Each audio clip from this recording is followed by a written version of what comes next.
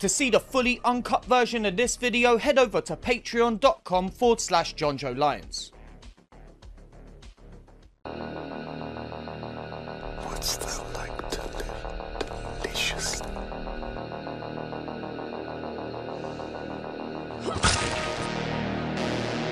Chaos reigns. Please don't scream. Nah, Sid, don't you blame the movies.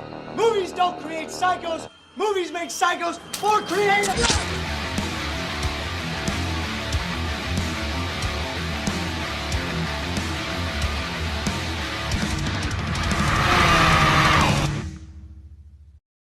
What's going on? My name is Jonjo Lyons, and today I'm here to present to you my review for American Guinea Pig, Sacrifice. Written by Samuel Marola and directed by Poison Rouge, which is a pretty sick name. American Guinea Pig, 4 stars! Intent on delving deep into the abysmal realm of self-mutilation, Daniel locks himself in the bathroom and begins an esoteric conversation of blood and suffering with the goddess Ishtar. Will his sacrifice open the path to enlightenment? Probably not. Hello stranger, we're back again, back with another American Guinea Pig movie. Unfortunately, the last one. For now. That is until the next one comes out, which according to Unearthed Films might not be that far away at all. Thank God. Or Satan. What's different about this installment is it was actually made in Italy and never intended to be part of the series. That is until Stephen Byro, head of Unearthed Films and creator of the American Guinea Pig series, saw it and thought it'd be a perfect fit. I saw something online about how production on the third film stalled, and in the meantime he put this in there to sort of fill the gap. Basically while he was making Song of Solomon, which we've already covered on the channel. They were released the same year and don't have any numbers in their titles, so actually this could be part 3 and Song of Solomon be part 4. But because this wasn't made in America, didn't initially include any involvement from the Unearthed Films people, and I considered the first 3 movies a trilogy, I'm just going to call this part 4, okay? Fight me about it. I've never seen this film before, but from what I can tell, we're in for an artistic, gore-filled dose of depression and mutilation, so I'm pretty excited. And I might be wrong, but I don't think I've actually ever covered an extreme horror movie from Italy. I don't think so. Is this film gonna make me feel something? Just once? Something other than the endless void? The absence? Something? Anything? Let's find out. But before we get into all of that, I just want to remind you, you can see this video completely uncut and early at patreon.com/Jonjo Lyons for as little as $2 a month. That's it. Want to see the uncut videos and gain access to the Discord, go over there now. Also, I apologize for the long wait between the last 2 videos, but as some of you may know, I've been off making my own short film Better Anything. Shooting was both the best and most terrifying 3 days of my life, and a memory that I will cherish forever, or until my brain inevitably turns to mush. There's another video coming out very soon regarding raising the funds to finish the movie, where I'll talk more in detail about my experience and show you the trailer. Yep, I already cut the trailer together and I love it. More info on that to follow. Oh, and finally, check out this t-shirt designed by my friend Captain Jax. It's me and Nicolas Cage, and we're doing the ghost thing, making a bust of my dad's head out of Would you want to cop one of these, or even the October's Daughter t-shirt that Alice can be seen wearing in Better Anything? Let us know. But yeah, that's the catch-up. I'm going to be putting a lot more time and attention back into the channel now that Better Anything is kind of behind me for now, so look forward to more videos. I don't know if look forward to is the correct term, but you know, whatever. But anyway, I'm in the mood to get all the way back to basics, so let's not waste any more time. Get ready to see the worst use of a screwdriver I've ever witnessed! This is American Guinea Pig Sacrifice. The movie begins with the title card as we cut to this fella Daniel having a snooze. We hear someone coughing and asking Daniel for help, saying they're in the bathroom. He then gets up and calls out to his dad in a very small British voice. Daniel, Dad, help me. When another voice tells him from the bedroom not to go into the bathroom as that's not him. Daniel, don't go in the bathroom. I heard it too. It's not me. I'm here. This freaks our lad out as the voice from the bathroom continues to beckon him.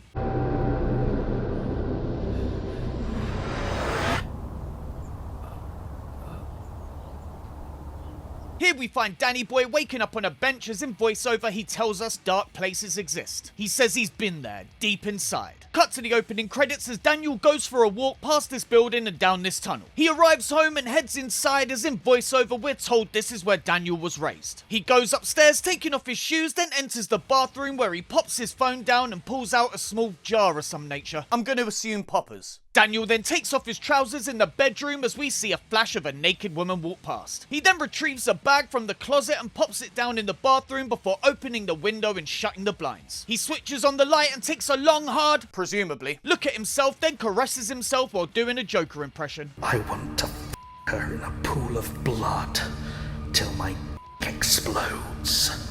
Alright fella, calm down. Leave those sort of lines to me, yeah? You guzzling sh**.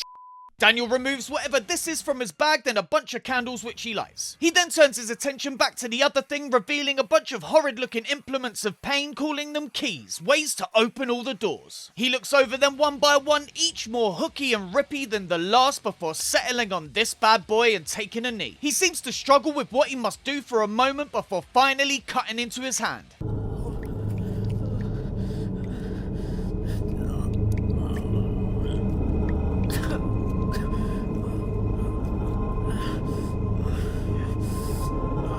Yeah, squishy. I don't know what's worse, how squishy that wound is or my immediate desire to have sex with it. Daniel has a giggle at this, happy with the skin flappy result, then licks the blood from the wound in a very particular way.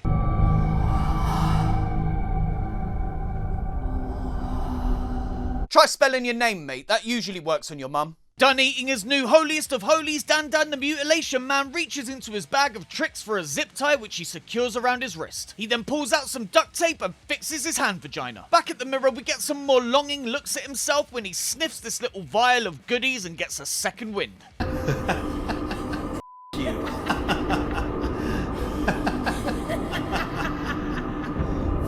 You.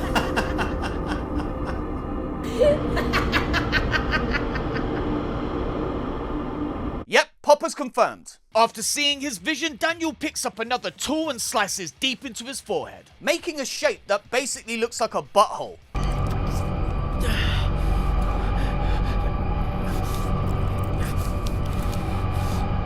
Thank God it wasn't what I was expecting. Hey, Charlie. He does some more work on his butthole, branding with a box cutter, peeling away the skin, making me wonder just how in the ever-loving I'm gonna get this video on YouTube. He finally stops and tells himself he can't do it this way before producing a chunky screwdriver, which he uses to chisel his f***ing skin.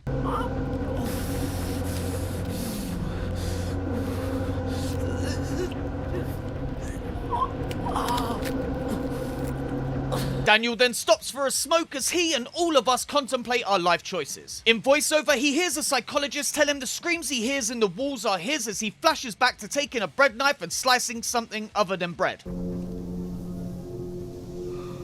He's caught by Papa as back in present day he wonders what to do now. Right. I must make a hole in this asshole's head. Didn't you already?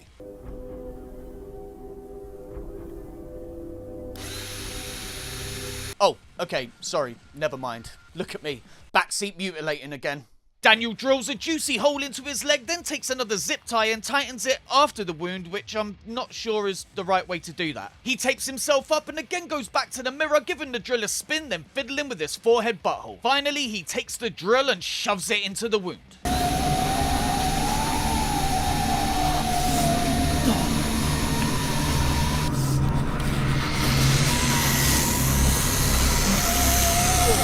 Good Lord. Daniel slidles on down to the floor as his head hole flashes us back to a cave. He climbs through naked as a woman calls out to him when we see him waking up by the water, in what I must say is a tremendous looking location. Back in the bathroom, Dan takes a quick selfie for Facebook saying it will drive everyone crazy. He says he'll get 18 million likes in 1 hour, but if you want that sort of love, you're better off painting a character from a film that you've never seen on a wall but making them look severely disabled. At least that's worked out well for my dad so far, so... you know, give it a shot. Daniel fingers his head hole a little longer as in voiceover he talks about an unknown woman crawling into his blood. He calls her salty. Salty like blood. I know, I wasn't expecting him to say blood either. He then does something I'm really not a fan of and rips his toenails off.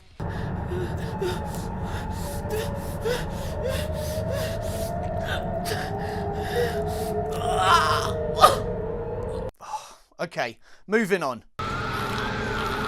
Oh, no, I said moving on! Thankfully, we cut outside, then back in as Daniel places down his toenail pieces. Ugh. Daniel lights up again as things get weirdly political and he comments on Trump winning the election and wanting to put up walls, a similar thing he says the UK wants. He smokes and bleeds all over when we cut to him crying naked on some fancy stairs. Cut to him smoking, then in the shower having a laydown. Why didn't you tell me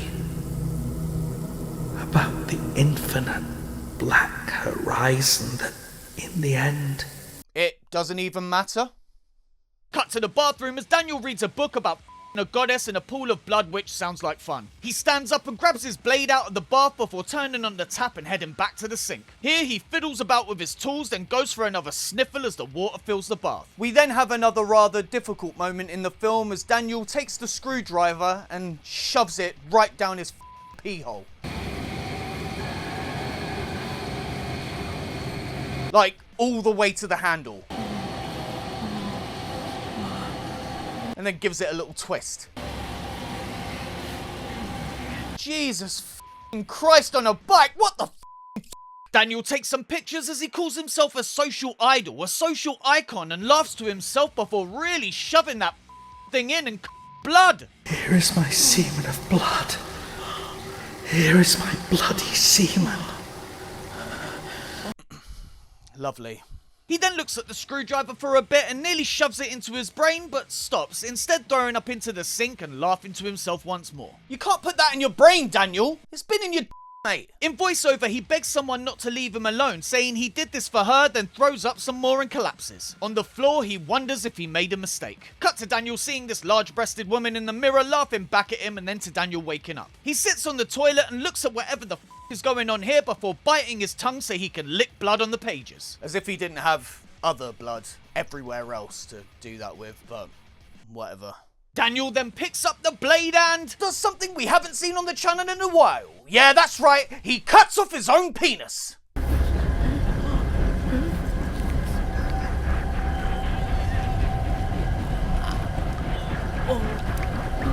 And about halfway through he has to stop and get a bigger knife, which I'm not surprised about given the size of the thing.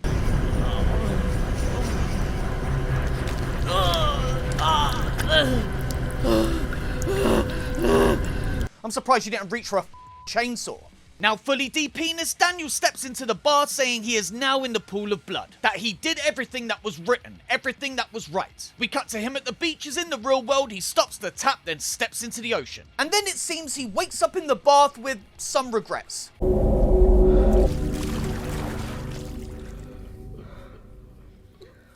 But what the f*** have I done?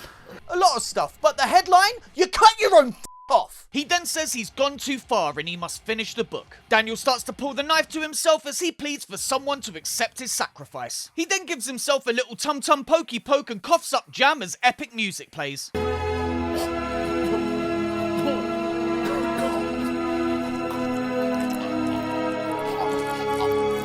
We see insides on the outside floating in the water as Daniel struggles to breathe until he eventually slips under the surface.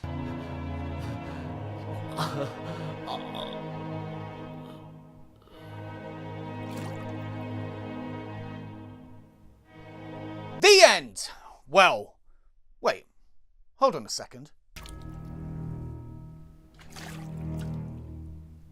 Well, what the f*** is going on here then? The woman Daniel has been having visions of emerges from the bloodbath and steps in front of the mirror where she removes a zip tie and picks up Daniel's phone. She then takes a selfie and the film cuts to black. Cut to shots around the building as we see these little wigglers on the bath edge. It is then revealed that Daniel is indeed very, very dead in the bath. He asks why she didn't tell him what she'd seen, the infinite black horizon waiting for us all. Finally, we cut to the beach, its water now red with Daniel's blood as text appears on screen that reads. A text dating from the reign of Hammurabi of Babylon 1792 to 1750 says explicitly that the goddess of Uruk makes eunuchs, referring to Ishtar, her Assyrian name, or Iana, her Sumerian name, the goddess of sexual love and fertility. The Mesopotamian poem known as Era says more specifically that the goddess changed them from men into women in order to show the people piety, and that process here may well have been castration. And with that, the film ends.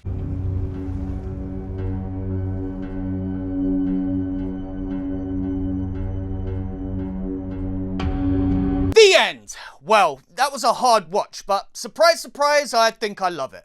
American Guinea Pig Sacrifice is a breath of fresh air as it feels like a return to some of the simpler, right-to-the-bone Arthouse gore movies. Watching this felt like the early days of the channel when films were blood-soaked, weird as and set in a single location. My favourite. The story is simple enough, with a fella going into a bathroom and cutting himself the up in an attempt to summon or be transformed into a god. Oh, and he wants to go viral. That's pretty much it. There's hints of abuse from his father, but yeah, not much else is going on here, and I love that. Nice and simple. Also at the end, is that an allegory for transitioning? I don't know, and I'm too scared to comment. Onto the cast, and Daniel was pretty good at looking like he's in pain. Oh, and the woman sex god is also good at laughing and having boobs. I can't say much more about Daniel's performance due to what I'm gonna go ahead and call a pretty awful dub. Would have much preferred to watch it in its original language. But yeah, not bad. Onto the gore, and good lord does this look great. In fact, this is the first time in a long time I felt sick watching a movie. All of it is horrible, but that screwdriver action on the penis was particularly awful. Good stuff. Presentation wise, the film is perfectly fine. I love the bathroom setting as well as the beach location and all the other stuff like sound design and editing. It's the perfect example of a low budget gore film done right, and honestly I wish I'd done it first. In the end, Sacrifice is a great back to basics gore fest that manages to intrigue and disgust in equal measure. It's a great little piece of art house horror, and I'd recommend it to anyone that fancies a bit of sounding. Watch it with your mum and tell her I said hi. So that was my review for American Guinea Pig Sacrifice. What do you lot think? I really liked it as it felt like a throwback to some of the earlier movies I used to review, just a weird as gore fest. Perfect. And there's too many good gore moments to count here, but it's always nice to see a penis removed on the channel. Speaking of which, if you want to see Daniel bathe in a river of blood completely uncut and early, head over to patreon.com/Jonjo Lyons. There you can find the uncut version of this review plus others with more stuff being added all the time. We got the uncut reviews, Patreon exclusive reviews, / comic breakdowns in the Discord. And all that can be yours for as little as $2 a month. You can pledge more, I really appreciate it as I need to finish my film. That's it, I need to finish my film. Help me. So that's it for another week. Like the video, leave a comment and click subscribe if you haven't already. My name's Jonjo Lyons, and if you've made it this far, do me a favour. Leave a comment naming your favourite film in which somebody gets their penis forcibly removed. I would name my favourite, but they all just seem to run together. I've seen too many. Good night, everyone.